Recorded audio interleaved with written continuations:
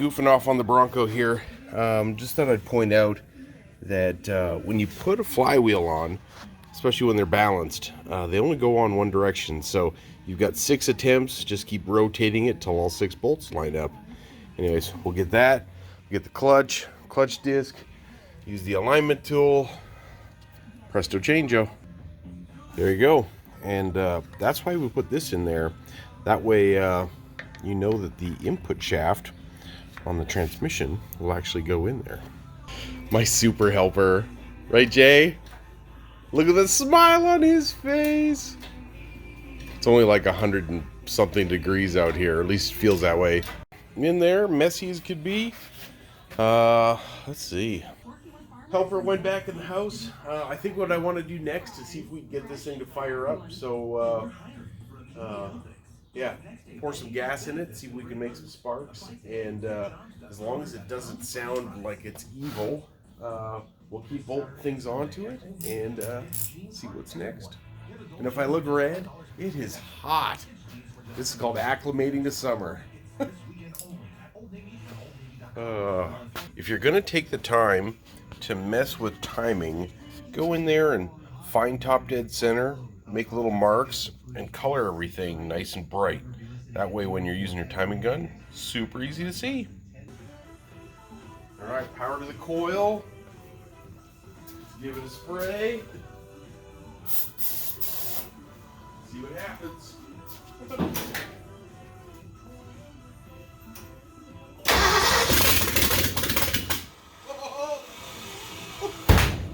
It fired up. All right. Well, what that means is we're going to keep putting this thing together. All right, so I am just trying to get home in the Sprite. I don't know what's wrong with it. It's never done this before. 10 years, but it sounds like it's only running on like half a spark plug, one rotor. I don't know what the heck's wrong with it, but it is not happy. I know. It just makes a lot of farting noises. It'll idle smooth, like I can kind of rev it up until I give it some gas. So who knows? It's not good. These are the original plugs that came in the motor. I didn't even take them out when I put this in out of the donor RX-7. So 10 years, pretty good run. I think we're going to throw a set of new plugs in, and I don't know, we'll check the coils and then take her out for a spin. Alright, 6-cylinder to V8. There's the old radiator. There's the new aftermarket radiator straight from the eBay. You can see this little cutout right here. That's so it fits between the frame rails. So my plan is to cut this little area off here. I'm gonna bend this up. I don't need a battery that big, and then we'll make some cups that fit down on the frame rails so we can set this in there. Alright, so little piece of cardboard, make a little cup pattern, transfer that to some metal, and there we go. Now we've got our little side cups. We'll figure out how to mount those and stick it in. That's what it looks like. And if you're wondering what my super awesome grommet is, it's an old hose. I welded up little corners, put a little fold on there. I cut these back just because they were really long. They're actually broken off, so I just welded them back on, kept them nice and tight. Alright, that's how it turned out. Stock upper and lower hose. We used the 6-cylinder spacer that came with the 6-cylinder alternator from the 6-cylinder. We did use the 6-cylinder alternator lower bracket, but I stretched that by about 4 or 5 inches. Fits, decent clearance. Radiator in. I'll throw some fluid in this pretty soon once we get some exhaust manifold. Some radiator repair on the truck, so we're going to pop that radiator out, and Jay is pulling the wheels off the Bronco because it came with a whole bunch of Bronco bits, mostly brake parts.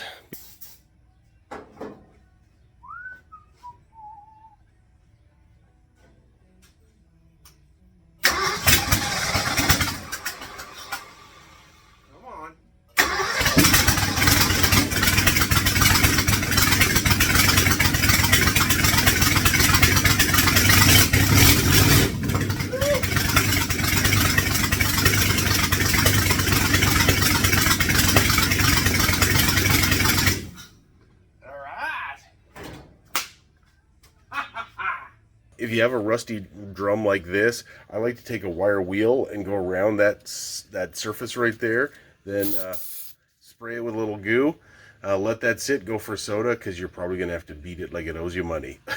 Sometimes drums will get hung up on the shoes. That's a different problem, but in this case, the drum, I'm pretty sure, is rusted right to the face of the axle. And in that case, we've lubed this up, we've sprayed WPB Blaster and that, we've tapped it with a hammer for probably 2 or 3 days, a little bit each day. Not showing any signs of movement, so look, it ain't going anywhere, so we're going to throw a little heat at it. I'll show you the process.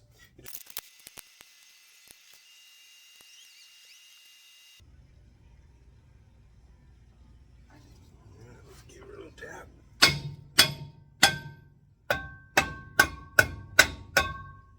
There we go. Loose as could be. So we'll just let that let her cool down. How do you do rear brakes, rear old drum brakes? You pop these out with a little twist, pull all the springs off, basically everything falls apart. We've got a new cylinder. This guy goes in here, and yeah, we'll put her all back together again, and we'll take a before and after picture. So click, click. That's what you get. This episode today brought to you by the hidden teddy bears that Ford puts in their vehicles. He's so cute. Can't believe that I'm letting them take old Yellow to school.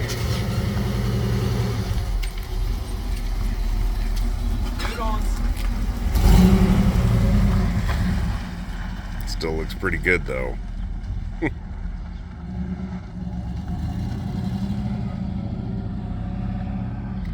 I told them if they blow it up, they better blow it up good so I can get a new motor. While we're under here, we swapped out these old shock absorbers. You can see that these had little air supports, so new shocks, and they had little makeshift spring helpers. So I'm hoping that's because of the big weight that was back there, presumably for traction, but or these springs could be completely shot. That's what it looks like when you pull the front drum off. There's a stack up of things. You also need a special tool to be able to get out these guys here, these special kind of lock-in nuts. And that comes off as an assembly with the front hub integrated, and there's what the front brakes look like. Actually, the fronts don't look that bad. I mean, they're dirty as could be, but at least they weren't rusty and falling apart like the back. So you know you're in a mood when you break your sledgehammer. So you do have to take these apart. I threw a bit of PB Blaster on there, and that hub gets press fit in there. So bang, bang, rotate, bang, bang, just kept tapping it on, a couple sharp whacks, and they loosened up. We'll lube all this stuff up and clean it up and start putting it back together. Master cylinder, old and new. There's the new one. This is why I stopped. There's the old one. It's like full of mud in the bottom. Awesome. We poured gas in it, and of course gas just poured right out. That's how crusty stuff is. So corporal punishment for wasting a little bit of fuel. All right, for the record, we oh, tell me, it just stopped. We vacuumed the vacuum suck, started the siphon, and that is gas out of the gas tank. Ugh. All right, another quick rim repair. Looks like the Bronco took a beating in the back here, but 5-10 minutes we'll fix this up, straighten her back out. A couple minutes with my bonking stick and my trusty piece of wood. Try not to make any dents, but looks pretty straight to me. There we go. 4 rims all straight. I guess since they're here, may as well strip them and paint them. Gah. I don't want to. I just want to bolt it all back together. This is my jam. It's not. All right, wagon wheels are all painted up. We'll throw some tires on these tomorrow morning, hopefully if the paint's dry. How do you pick it up, though? It's all on the wrists. It feels glued to the floor. Come on, muscles. Get some fresh tread on this Bronco. Oh, that burrito. It's killing your strength. Torque down. Hubcaps back on. Looking pretty sharp. We'll get back to that front suspension. And, yeah.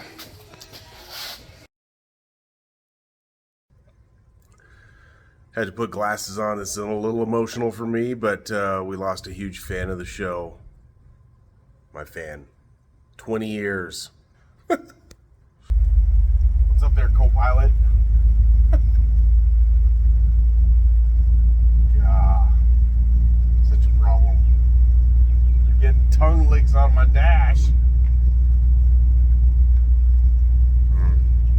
Getting that radio wet. God. What do you think you're smelling? Life with a truck and a dog. Where are we going?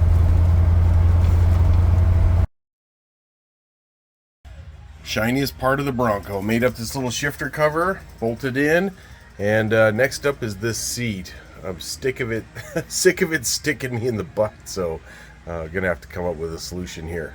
So we pulled the cover off, pulled this back. That's interesting.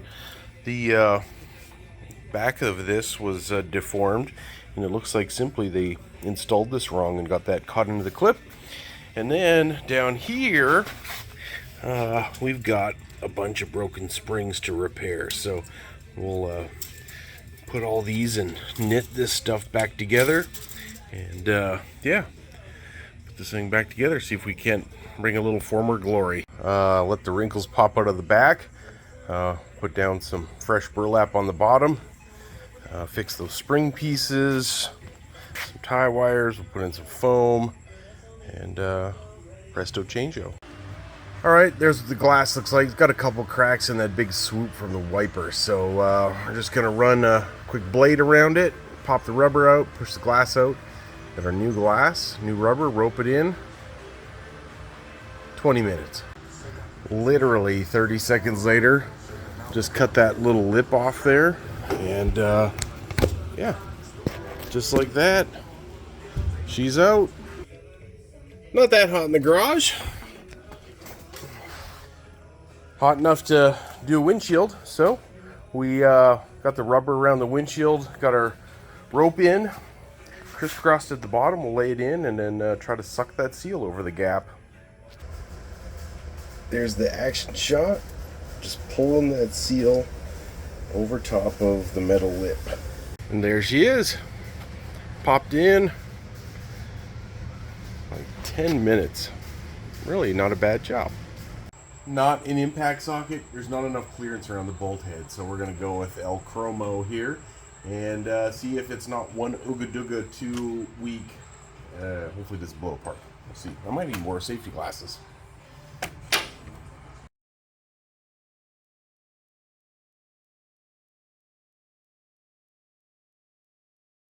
That's what success looks like. Smoky Bronco, but bolts are out.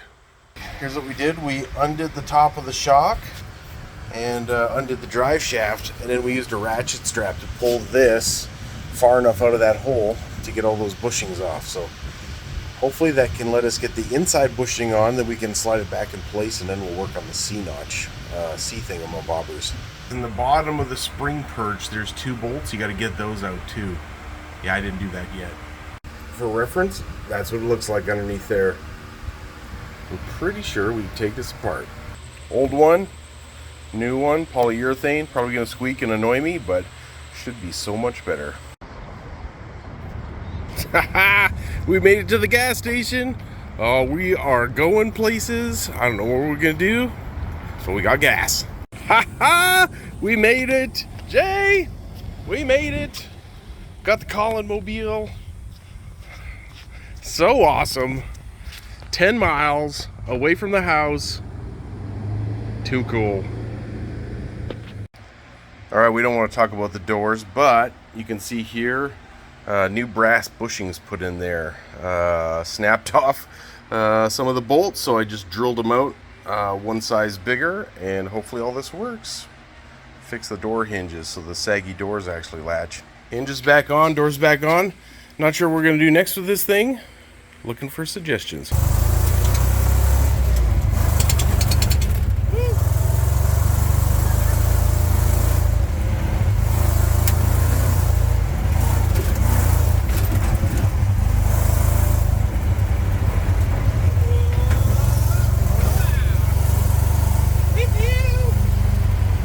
That's it for Make It Last Garage. Nice job, buddy.